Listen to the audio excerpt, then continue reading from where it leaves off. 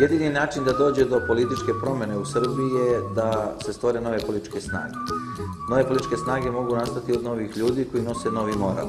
Ja sam duboko ubeđen i mislim da sam jednim delom i učestvovao u tome da Srpske Dveri izađu na izbore, jer jedini način da se dođe do promjena je izlazak na političku scenu, osvajanje vlasti putem novog ekonomskog političkog programa. Ispred grupacije Ekonomski pokret mi imamo ekonomski program. Grupacija Dveri ima svoj politički program. Možemo da se spojimo i napravimo jedan novi narodni dogovor i novi ugovor sa narodom.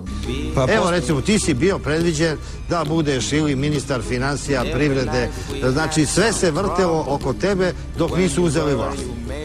Iz pocepanih farmerki ulazili i kako su se u toku noći transformisali. Znači, svedok sam toga. Ti najbolje znaš njihovo imovno stanje, jer si ti u nekim periodima života imao i po 100 miliona svog privatnog vlasništva i ne privatnog, nego kompanijskog. Da, i ti si to bio široke ruke i mnoge od budućih vladara si ti izdržavao decenija. Da budemo načisti. Jeste. Tih ljudi koji su došli na vlast posle toga. I mi smo mislili, i ja sam... To su sve ljudi bili na tvojoj privatnoj apanaži ili kompanijskoj, bankarskoj. Ajde kažemo, da. Kroz kompanije moje. Čim se domogli vlasti, ti im više nisi trebao.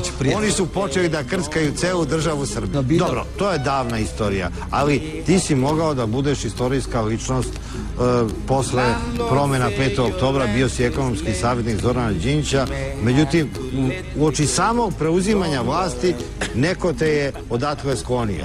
Ko? Znači, ta veza moja i Zoranova je bila dugačka, znači još od 88. 9. pa sve vreme, znači, finansiranja opozicije, zajedničkih nastupa. Moj posao je bio ono što sam radio. Čak što ti i Kredibil banku, jednu uspešnu banku uništili, jer su dobili neku dojavu da su iz Amerike stiglo $50 miliona za finansiranje rušenja Miloševića. O čemu se radi? $92 miliona, to je bilo i na tadašnjoj skupštini, 5 pitanja, 5 dana za redom da sam ja dobio $92 miliona da srušiš Milošević. Da se sruši Milošević i tako dalje. Znači... Što to niste s tokim parama odmah rešili? Da se ne mučimo.